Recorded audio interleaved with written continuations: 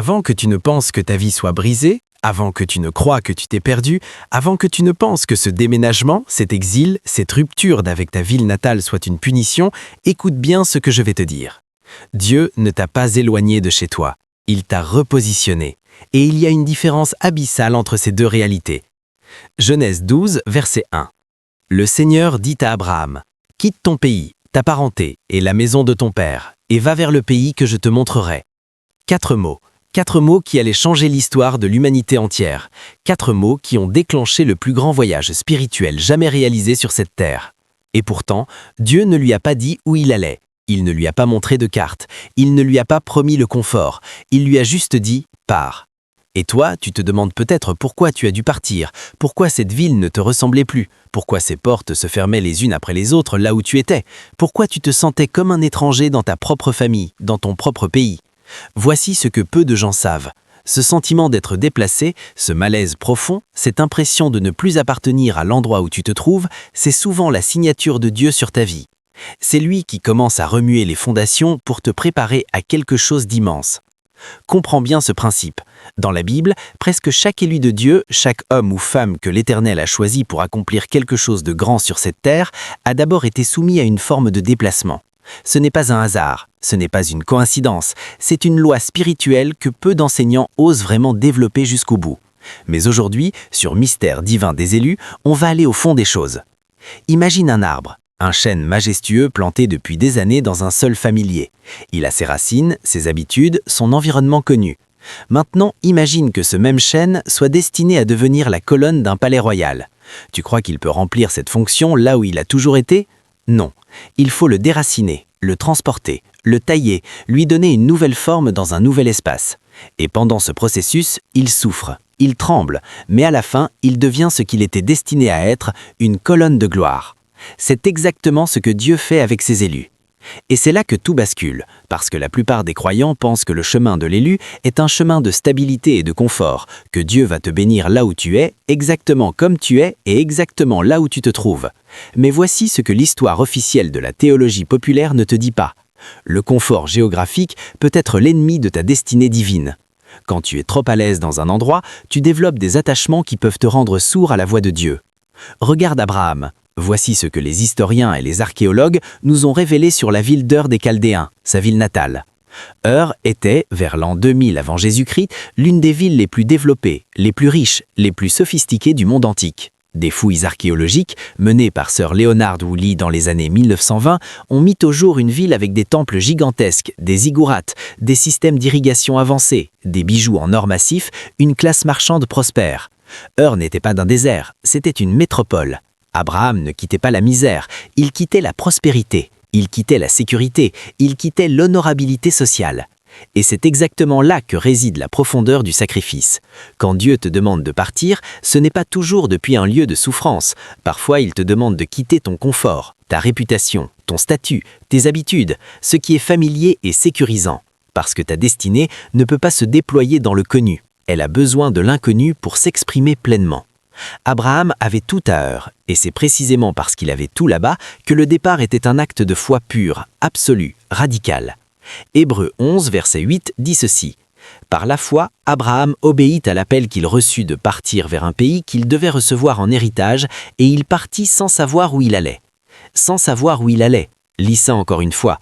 Sans savoir où il allait. Ce n'est pas de l'imprudence, ce n'est pas de la naïveté, c'est de la confiance absolue en celui qui connaît la destination, même quand toi tu ne la connais pas encore.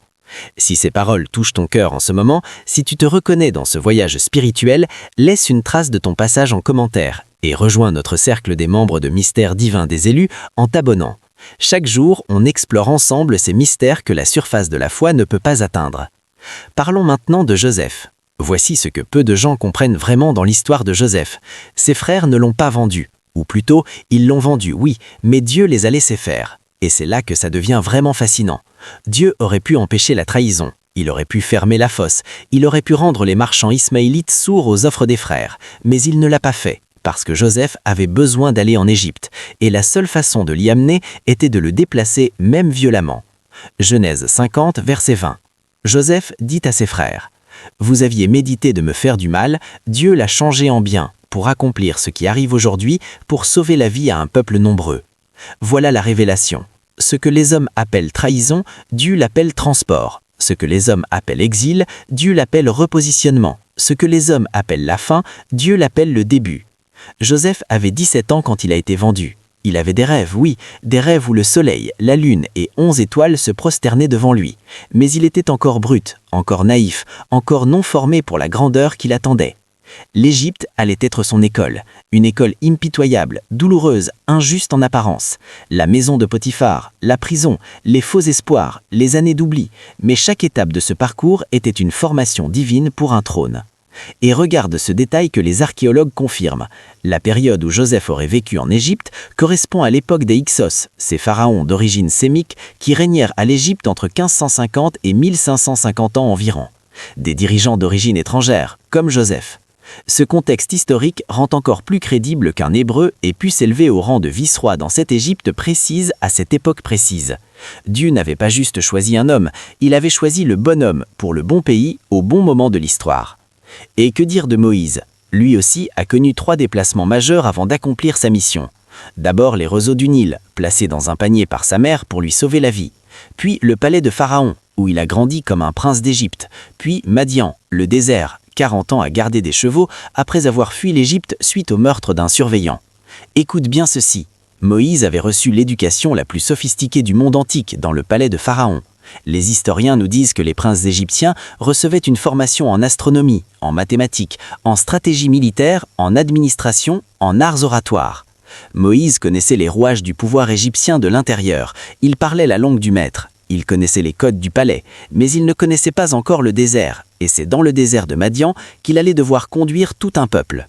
Il fallait qu'il connaisse le désert d'abord comme on connaît sa maison.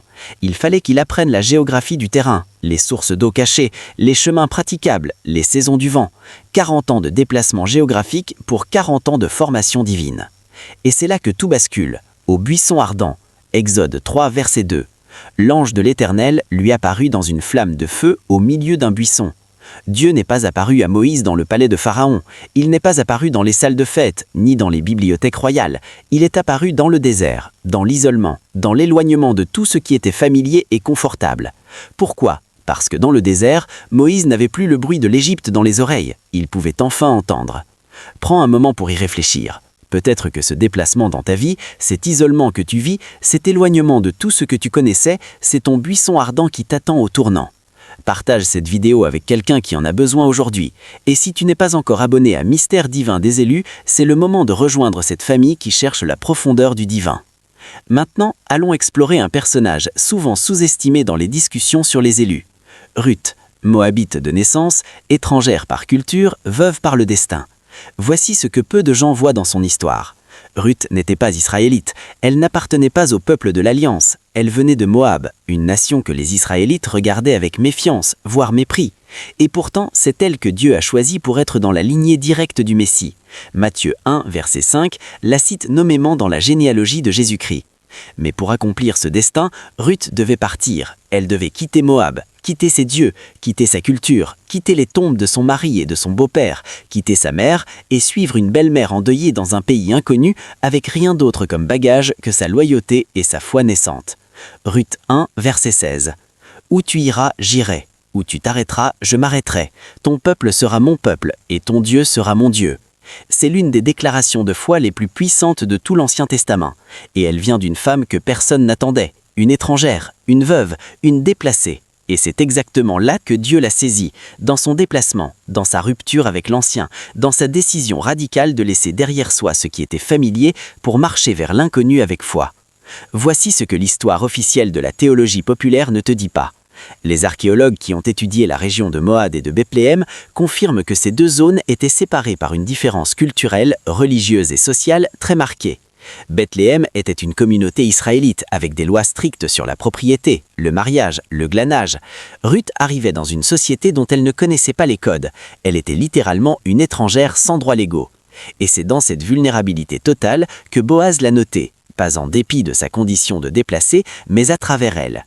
Et que dire d'Élie le Tishbite, cet homme de feu qui a arrêté la pluie, fait descendre le feu du ciel sur le Carmel, affronté seul 450 prophètes de Baal. Lui aussi a connu l'exil. Après sa victoire sur le Carmel, après l'élan le plus spectaculaire de son ministère, il s'est retrouvé en fuite, dans le désert, seul, épuisé, voulant mourir sous un genévrier. 1 Roi 19, verset 4. « C'est assez, prends maintenant mon âme, ô Éternel, car je ne suis pas meilleur que mes pères. » Et là, dans ce déplacement forcé, dans cet exil émotionnel et géographique, Dieu l'a nourri. Il lui a envoyé un ange 2 fois. Puis il l'a conduit vers l'Horeb, la montagne de Dieu. Et c'est là, dans ce lieu de solitude absolue, que l'Éternel a parlé à Élie. Non pas dans le vent violent qui fendait les montagnes, non pas dans le tremblement de terre, non pas dans le feu, mais dans un murmure doux et léger. 1 Roi 19, verset 12. Un murmure. Dieu chuchote. Et pour entendre un chuchotement, il faut être dans le silence. Et pour être dans le silence, il faut souvent s'éloigner du bruit. C'est là que ça devient vraiment fascinant. Jean-Baptiste lui-même, le précurseur de Jésus, l'homme dont Luc 1, verset 76 dit qu'il marchera devant le Seigneur pour préparer ses voies, cet homme n'a pas grandi dans le temple. Il n'a pas été formé dans les écoles rabbiniques de Jérusalem. Luc 1, verset 80 dit simplement « L'enfant croissait et son esprit se fortifiait. Et il était dans les déserts jusqu'au jour de sa manifestation à Israël. » Dans les déserts, le pluriel est significatif. Pas un seul désert, des déserts, des déplacements multiples, des années dans l'isolement avant le jour de la manifestation. Mais si tu veux l'exemple ultime, le modèle absolu du déplacement divin avant la mission, regarde Jésus lui-même, le Fils de Dieu, la parole faite chair, lui qui tenait les étoiles dans sa main, lui pour qui chaque galaxie n'est qu'une poussière, il a dû être déplacé avant de commencer sa mission publique. Dès sa naissance, il est en exil. Matthieu 2, verset 13. L'ange dit à Joseph « Lève-toi, prends l'enfant et sa mère, fuis en Égypte et reste-y jusqu'à ce que je te dise de partir. » Le sauveur du monde réfugié en Égypte, chassé par Hérode, étranger dans un pays étranger. Et Matthieu 2, verset 15 précise que cela accomplissait la prophétie « J'ai appelé mon fils hors d'Égypte ». Ce déplacement n'était pas accidentel, il était prophétisé. Et quand Jésus a grandi et commencé son ministère public, qu'a-t-il fait avant tout? Il est allé dans le désert, 40 jours, 40 nuits. Matthieu 4, verset 1. Jésus fut alors emmené dans le désert par l'Esprit pour être tenté par le diable. Emmené par l'Esprit. Ce n'est pas Jésus qui a choisi le désert, c'est l'Esprit qui l'y a conduit. Dieu lui-même a organisé ce déplacement, ce retrait, cette confrontation solitaire avant l'explosion publique du ministère. Et c'est là que ça devient vraiment fascinant. Le désert en hébreu s'appelle Midbar, qui vient du mot dabar qui signifie parole. Le désert, dans la conception hébraïque, est le lieu de la parole, pas le lieu de la mort, pas le lieu de la punition, le lieu où Dieu parle, où il formate ce qu'il a choisi, où il décharge tout ce qui n'est pas essentiel pour ne garder que l'essence. Voici une vérité que Mystère divin des élus veut graver dans ton cœur aujourd'hui. Si tu traverses un désert en ce moment, si tu te sens loin de tout, si tu te demandes pourquoi Dieu te semble si silencieux dans ta situation actuelle, peut-être es-tu dans ton midbar, dans ton lieu de la parole. Et la question n'est pas quand est-ce que ça va finir, mais qu'est-ce que Dieu veut me dire ici? Si cette révélation t'a touché, rejoins la famille de Mystère divin des élus en t'abonnant et laisse un commentaire pour nous dire dans quel midbar tu te trouves aujourd'hui. Mais pourquoi?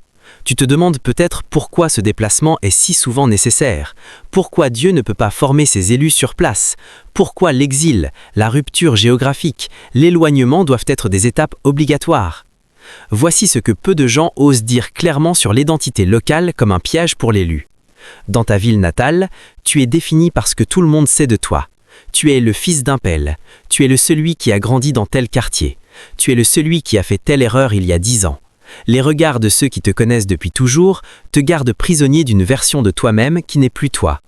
Et l'élu a besoin d'une nouvelle identité, forgée dans un nouveau lieu, libre des projections de l'ancien monde. Marc 6, verset 4, Jésus leur dit « Un prophète n'est méprisé que dans sa patrie, parmi ses proches et dans sa maison. » Jésus l'a dit lui-même, la patrie, la famille, la maison, ce sont les 3 premières prisons de l'élu.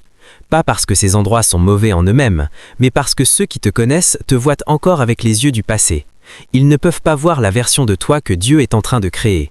Et leur incrédulité peut paralyser même les dons les plus puissants.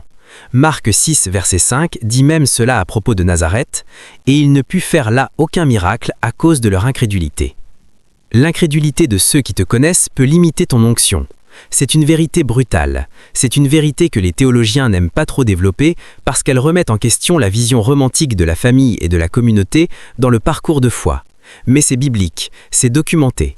Et c'est pour ça que Dieu sort ses élus de leurs environnements originaux pour les emmener là où personne ne les connaît encore, là où ils peuvent se lever sans le poids des étiquettes d'autrefois. Il y a aussi une dimension psychologique et spirituelle que les neurosciences modernes commencent à documenter. Voici ce que les chercheurs en neurologie comportementale observent.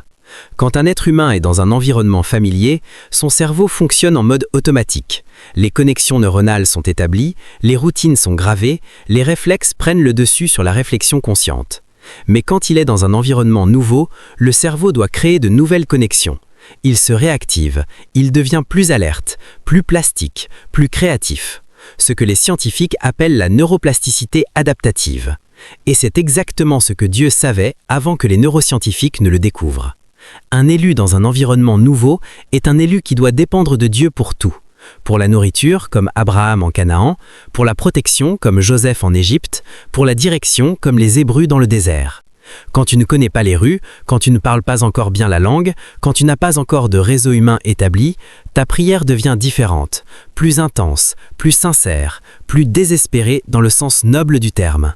Et c'est dans cette dépendance totale que l'esprit peut vraiment opérer. Pense à l'apôtre Paul. Après sa conversion sur le chemin de Damas, il n'est pas allé immédiatement à Jérusalem consulter les apôtres. Galates 1, verset 16 dit qu'il s'en alla en Arabie, d'où il revint encore à Damas. L'Arabie, un désert, un lieu de retrait, un lieu de déplacement volontaire. Combien de temps y a-t-il resté? Les spécialistes estiment entre 1 et 3 ans. 3 ans dans le désert d'Arabie à recevoir directement de Dieu la révélation de l'Évangile qu'il allait ensuite porter à tout le monde grec et romain. Paul n'avait pas besoin d'aller apprendre de Pierre ou de Jacques. Il avait rencontré le Christ ressuscité. Mais il avait besoin de ce temps de déplacement et d'isolation pour que la révélation se dépose profondément en lui. Pour que l'ancien Saul disparaisse complètement et que Paul émerge pleinement. La conversion avait eu lieu en un éclair, la transformation prenait du temps. Et ce temps demandait un espace. Le déplacement fonctionne aussi comme une purification. Quand tu laisses derrière un environnement, tu laisses derrière certaines influences, certaines fréquentations, certaines habitudes nourries par le contexte, certaines pensées qui étaient là non pas parce qu'elles étaient les tiennes, mais parce qu'elles appartenaient à ton environnement. Tu absorbais la mentalité de ta ville comme tu absorbes l'air que tu respires sans même t'en rendre compte. 1 Corinthiens 13, verset 33. Les mauvaises compagnies corrompent les bonnes mœurs. C'est une réalité que la biologie confirme aussi. Les chercheurs en psychologie sociale savent que nous sommes profondément influencés par notre environnement immédiat. Nos opinions, nos valeurs, nos ambitions, notre niveau d'aspiration, tout cela est forgé par les 5 personnes avec qui nous passons le plus de temps. Dieu le savait bien avant que la psychologie sociale ne le formalise. C'est pour ça qu'il sort l'eau de Sodome avant de la détruire. Genèse 19, verset 22. Ce n'était pas juste pour sauver sa vie physique, c'était pour lui éviter d'être consumé par une atmosphère spirituelle toxique qui finissait par affecter même les justes. Et l'eau avait tardé. Il hésitait. Les anges ont dû littéralement le saisir par la main et le tirer dehors. Et cette image qui doit parler à certains d'entre vous aujourd'hui. Il y a des lieux dont Dieu veut te sortir et où tu continues à t'accrocher. Pas parce que ce lieu est bon pour toi, mais parce qu'il t'est familier. Et la familiarité peut être une prison dorée. Voici un autre aspect fondamental que peu de gens explorent. Le nouveau lieu est souvent en lui-même le territoire de la promesse. Dieu ne dit pas à Abraham « Je te bénirai là où tu es ». Il dit « Va vers le pays que je te montrerai ». La promesse est liée à un mouvement. Elle attend dans un autre endroit. Elle ne peut pas te rejoindre là où tu es. C'est toi qui dois aller la rejoindre. Et parfois, Dieu ne te dit même pas l'adresse à l'avance. Il te dit juste « Pars dans telle direction ». Et chemin faisant, il te guidera. Comme il a guidé les mages de l'Orient avec une étoile. Ils ne savaient pas exactement où ils allaient. Ils suivaient une lumière qui se déplaçait devant eux. Et chaque matin, ils se levaient, regardaient l'étoile et continuaient. Matthieu 2, verset 9. Et voici l'étoile qu'ils avaient vue en Orient marchait devant eux. Elle marchait. Elle n'était pas statique. Elle se déplaçait pour que les chercheurs de Dieu se déplacent avec elle.